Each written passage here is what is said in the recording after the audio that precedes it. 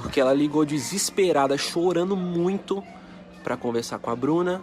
E eu vendo aquela situação, eu me comovi a pedir pra vocês irem no Instagram dela só pra ver a explicação dela. E eu vendo aquela situação, eu me comovi.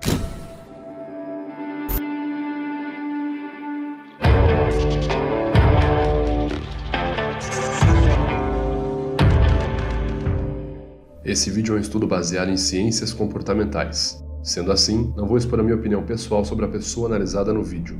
Recentemente, o youtuber Lucas Lira e o youtuber Rafael Salles se envolveram em uma situação muito polêmica. Os fatos dessa situação foram: Bruna Sunaika, a namorada de Lucas Lira, teve seu perfil do Instagram invadido por hackers. Esses hackers conseguiram também acesso à conta iCloud da Bruna, onde ela armazena vários tipos de arquivos do seu iPhone. Dentre esses arquivos, os hackers encontraram fotos íntimas dela e assim entraram em contato com Bruna e ameaçaram vazar as fotos íntimas dela caso não entrassem em um acordo. O casal Bruna e Lira não respondeu às ameaças. Essas fotos íntimas chegaram até fã-clubes do casal, e os fã-clubes tentaram entrar em contato com o casal para alertá-los da situação. A comunicação entre os fã-clubes e o casal, entretanto, não ocorreu. Segundo Lira e Bruna, ambos estavam em um dia muito ocupado e foram incapazes de ver as mensagens. Os fã-clubes então entraram em contato com Rafael Salles, youtuber que, juntamente com sua esposa Ingrid, morava com Lira e Bruna.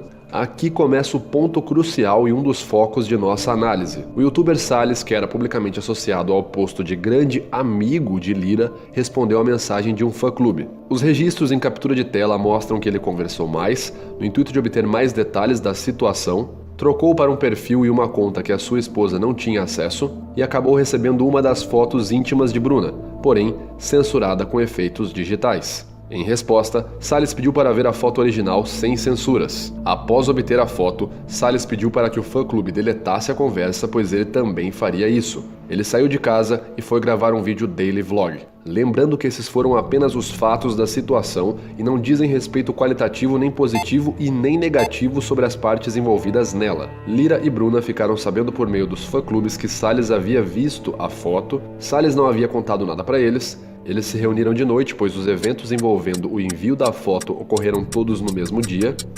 discutiram e Salles então saiu de casa e se mudou para outro local. Em sua nova casa, ele alegou que só viu a foto para ter certeza de que era a Bruna. Porém, depois que descobriu que era, ficou com medo de contar, pois não sabia como eles iriam reagir. O problema estabelecido foi: Salles viu as fotos por mero interesse de prazer sensorial ou sua motivação foi de ajudar a reparar uma potencial situação de risco envolvendo seus amigos? Nosso objetivo é entender qual foi seu comportamento emocional predominante, se houveram discordâncias entre o que foi falado e o que foi expressado corporalmente e em quais momentos específicos essas discordâncias ou incongruências ocorreram. Nesse trecho do vídeo, ele está lembrando sobre o momento que seu ato, ver a foto da Bruna nua, ocorreu. Infelizmente, eu tomei uma decisão. Respiração funda juntamente com afastamento verbal. Ao 20 mais 5, medo.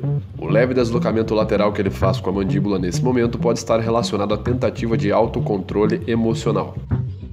Turtle Effect, o ato de se esconder no casco. Eu tive uma intenção e aconteceu outras coisas. Cantos dos lábios se esticando lateralmente, elevação da pálpebra superior, medo novamente, seguido de tremulação vocal e agregador verbal. Esse conjunto de sinais evidencia um comportamento predominante de medo e insegurança ao narrar os seus atos. Sua conduta verbal nesse momento também é de afastamento verbal. Eu tive uma intenção e aconteceu outras coisas. Aconteceu outras coisas é um afastamento verbal e um direcionamento de culpa. Aconteceu significa que algo aconteceu, não necessariamente que eu tenha culpa. Aconteceu uma coisa aí, mas não fui eu que fiz, entendeu? Tipo, aconteceu aí, mas não que eu tenha feito. Esse afastamento é uma manobra verbal evasiva que não tem associação emocional com o sentimento de arrependimento. É interessante observar seu comportamento quando ele se lembra de ter pensado sobre as consequências do que fez. Na mesma hora eu pedi para que eles apagassem tudo. Lubrificação labial, indicador de alteração no processo de salivação. Na mesma hora eu pedi para que eles apagassem tudo. Sincronia entre fala, o avanço gestual e o avanço da cabeça. Potenciais indicadores de concordância. Porque eu também ia apagar tudo. Porque eu também Ao 20 mais 5, medo, juntamente com ia apagar isso. elevação do lábio superior e acentuação do sulco nasolabial. Nojo. Eu fiz pensando no que isso poderia gerar. Eu fiz pensando no que... AU 20, 10, 12 e 7. Nojo. Esse tipo de reação é comum, pois medo está associado à prevenção de danos e nojo à rejeição de algo tóxico. Esse trecho do vídeo aponta alta concordância com a sua afirmação de se preocupar com a consequência que esse ato ia dar.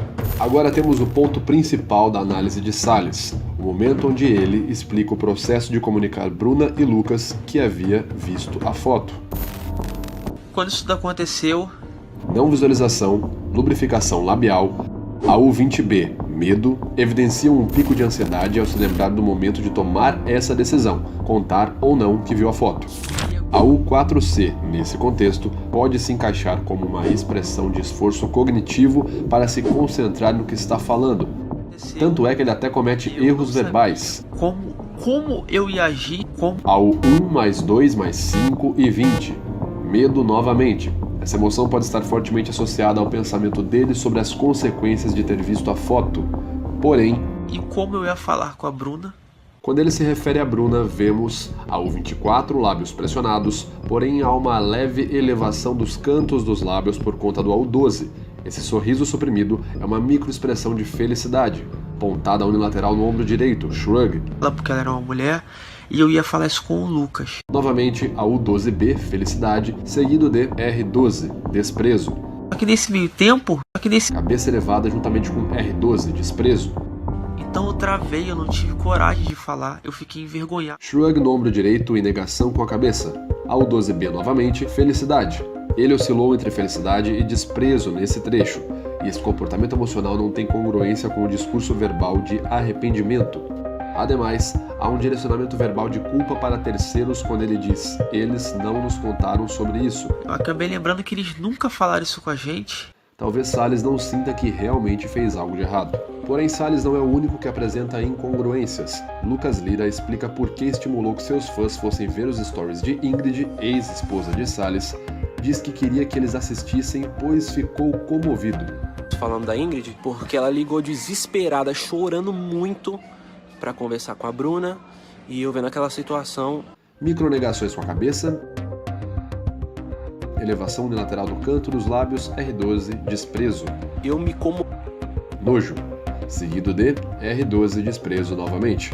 Um comportamento emocional não concordante com a afirmação de estar comovido. Salles, em um dos stories, diz que Lucas havia traído Bruna há alguns anos atrás. Lucas Lira especifica que isso ocorreu há muito tempo, porém ele comete um erro verbal. Eu confesso pra vocês que eu errei, mas a gente não tava namorando, a gente tava dando tempo porque o nosso relacionamento tava muito ruim e a gente tava quase se separando. A gente não tava namorando e tava quase se separando? Essa confusão talvez tenha sido uma tentativa verbal de diminuir o impacto que o termo traição pode surtir para o público geral.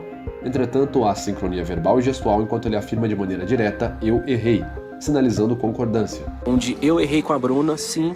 Ele se apoia no argumento de credibilidade por terceiros, repetindo a frase: a Bruna vai confirmar tudo que eu tô falando. Ela vai confirmar que... E exibe expressões de desprezo e felicidade durante esse trecho.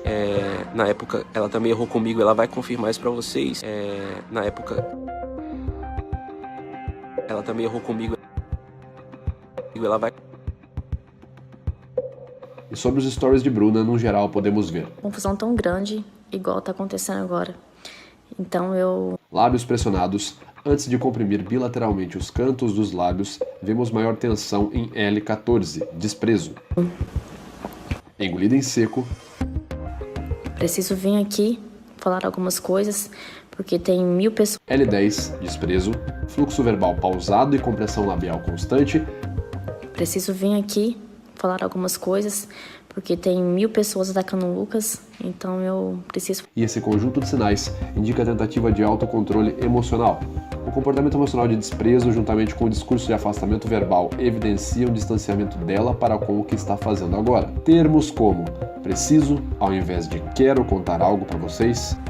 Preciso vir aqui falar algumas coisas. Algumas coisas, um termo ambíguo de afastamento geral, e até a sua própria motivação quando ela diz estão atacando Lucas, ao invés de dizer estão me atacando. Tem 1000 pessoas atacando o Lucas, então eu preciso falar algumas coisas pra vocês. Podem evidenciar que provavelmente Bruna não quis gravar esses stories de maneira espontânea, e o que não significa que os pontos levantados por ela são falsos ou verdadeiros. É apenas um comportamento emocional de afastamento. Muito obrigado por você que assistiu o vídeo até aqui. Se você quiser fazer pedido de alguma análise, escreve aqui nos comentários. Se você quiser acompanhar o que eu leio e estudo, me segue no Instagram.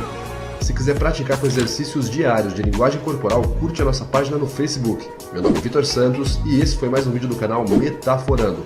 Um abraço e até a próxima!